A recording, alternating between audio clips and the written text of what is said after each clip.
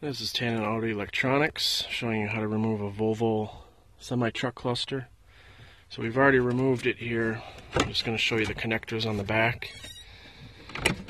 These three connectors just pop out and then you remove the cluster. Kind of going to go backwards here a little bit.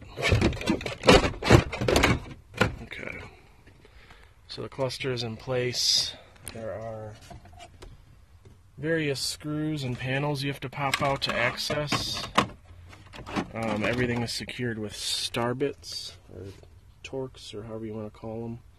Not sure the exact size, but they look just like this. So once you find the correct size, you just pretty much remove all the trim around the cluster. There's a trim panel here, one on top, one on the bottom, and then kind of two access panels here. There's one here, and then one on the other side with the vent.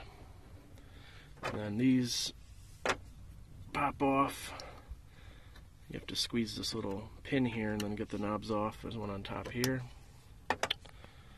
And pretty straightforward. Once that's all done, then the cluster is removed.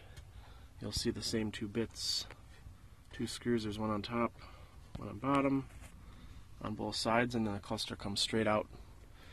And you can send that cluster in for gauge repair. Common issues are gauges that stick or don't read correctly anymore. And prior to doing this, make sure to perform the gauge test in the cluster, and that'll test all the gauges from minimum to maximum.